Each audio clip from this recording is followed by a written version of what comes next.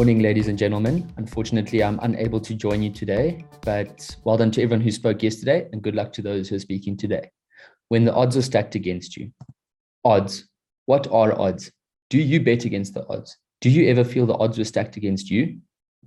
Odds are calculated on the probability of the outcome. I'm sure most of you here have a pretty good idea of what probability is, but for those of you who are like me and struggle with maths, I'll quickly explain. Odds are created by bookies to show what they believe will be the outcome of a specific event. If the outcome is deemed to have a high probability, then it is more likely to happen, which is known as the favorite of the event. If the outcome is deemed to have a low probability, then it is less likely to happen, which is known as the underdog of the event. A simple explanation of probability would be a coin toss, in which there are two possible outcomes, heads or tails. The probability of getting heads is a 1 in 2 chance, which can be shown as 1 to 1, which would mean the outcome has a 50% chance of happening. So what is the underdog? Have any of you felt like the odds were stacked against you and there just never seemed to be that opportunity for you to make your break? You and others didn't believe you would do it, but you did. You worked harder, smarter, faster, and played the game just right. But you realized you did it because failing or giving up wasn't an option. You knew what you were up against and you weren't going to stop until you got it, just like a dog with a bone. So the underdog mentality, often derived when someone feels less experienced, less talented, or any lesser than their competition. The underdog mentality can come from feelings such as lack of confidence, stress, worries, doubts, fears, and the expectation of others, especially of those who you admire. Life is definitely not all about winning. It's more about evolving and learning as an individual. As a result, many underdogs become better versions of themselves and within society. So just a bit of the psychology behind being the underdog and why it can be an advantage. Life hands us many challenges. These challenges can often be represented as hills or even mountains. And the only way over is one step at a time. Underdogs often take these opportunities as a chance to grow, and it is exactly what makes their stories so inspiring. The difference between an underdog and someone who always finds success is that the underdog looks inwardly to overcome when faced with the challenge, whereas someone who always succeeds with little to no hardship always tends to fall apart when things start to go wrong, as they have a high level of expectation to do well. The underdog is known to never give up. Yes, some days they will take a few steps back, but they'll always keep on going, and this results in extreme perseverance, which holds them in good stead when they're trying to climb those hills or mountains. Not to say that underdogs will never fail. They will fail multiple times, probably more than those who succeed, but these failures come as lessons and form new perspectives on how they will get back up.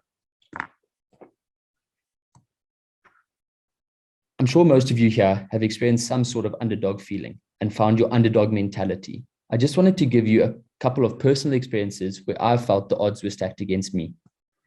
So it's safe to say that my interests at high school were probably 20% in the classroom and 80% on the sports field. I played cricket during the summer seasons and I got my fair share of bowling in, but batting on the other hand was a different story. Through junior school, I was the standard number 11 batsman. For those of you who don't know anything about cricket, number 11 is the worst batsman in the team. But when I went to high school, this all changed. In grade 8, we were up against a great team that had some pretty fast bowlers. And the coach decided to put me into bat at number 3. Who knows why? But I ended up making 50 odd. And as they say, the rest was history. You're probably all thinking, how do I remember this day? But it was probably the day that I overcame the odds of possibly being the worst batsman to basically setting my cricket career up, where I went on to represent Zimbabwe at under 19 level. Another personal experience of having the odds stacked against me and taken way outside my comfort zone was when I traveled to Aspen, Colorado. I had planned to do a ski season with a few mates, but due to visa complications, my mates could only join me a couple months later. So I flew across the world to one of the most unique towns, not knowing a single person. Funny story that makes this whole experience that much more daunting. I was waiting in OR Tambo for my flight to America, and I got an email from the owner of the restaurant that I was going to work at. And she told me that she had just fired 3 of her servers because they weren't up to scratch and weren't doing their job. So I'm already terrified about this experience, and I get this email. But anyways, I arrived at the job, and on my very first shift, I ended up having to serve Katy Perry and Orlando Bloom. It's not the perfect example of being the underdog, but it just shows I was taken way outside my comfort zone and there wasn't anything really going for me. But at that time, I had to find that underdog mentality, push myself and make it work.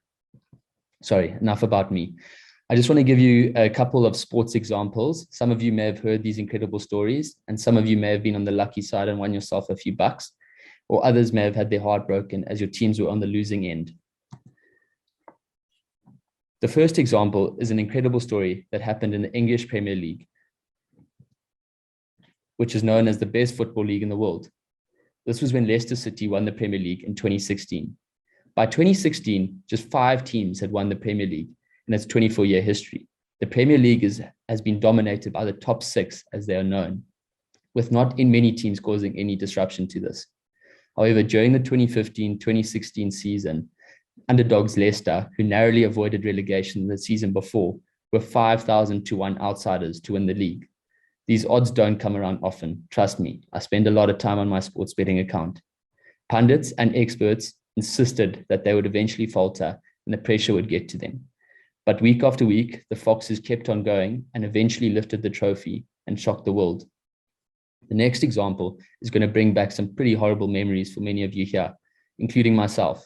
This was a very sad day for Springbok rugby, but an inspiring story for those who go into battle being the underdog. This was when Japan beat South Africa at the Rugby World Cup 2015. Before 2015, Japan had featured at the Rugby World Cup on 7 occasions. Now they were faced with the daunting task of playing South Africa, who had won more World Cup titles, which was 2, than Japan had actually won World Cup games, which was 1. All odds stacked against them, the Brave Blossoms went toe-to-toe with South Africa. Japan found themselves narrowly trailing as the clock ticked down. They probed, and eventually the South African resistance was broken, scoring a last gasp try and securing a famous 34-32 victory and creating one of the greatest upsets in the sport's history. And then just a couple of underdog stories in the technology industry, and I found this really interesting. Where there's a David, there's a Goliath. For Tesla, Goliath was the big bad auto industry. For Apple, it was the clunky, unfriendly interface and design. For Airbnb, it was the expensive, old-fashioned hotel industry. Startups in the tech industry have been known for the underdog label, an industry filled of nerds, geeks, and mavericks who have created these insane companies from their garages. With the tech industry having the biggest impact on the global economy, underdogs are the last thing that come to mind. What makes it more interesting is that these underdogs are now the leading companies in the industry. Amazon, a highly successful business which has changed the game with online shopping, has a GDP larger than most countries. And Amazon CEO still considers themselves as a startup, even with 750,000 employees worldwide. So after taking this all into consideration, I believe the underdog actually has significant advantages. And if you've ever felt like the underdog and found yourself in this position, here's what you can do to adopt that underdog mentality. Have a vision and develop a plan towards it. Be prepared to fail and don't avoid taking risks. Be willing to put in more work than your competition. Don't get discouraged by adversity. Stay humble, but believe in yourself and understand you're capable of succeeding. Never surrender the belief that you'll succeed, even if it takes a bit of creativity. And then there are reasons that we overrate the favorites and underrate the underdogs. We can't help but love a good underdog story. As Denzel Washington says in his commencement speech, fail big and don't be afraid to fail. Underdogs will use everything they have to get where they need to go. Failures become an opportunity to succeed, channeling their setbacks and driving them forward. So even if you're feeling like you have no chance and your back is against the wall and the odds are stacked against you, go out there and prove them wrong. Thanks, everyone.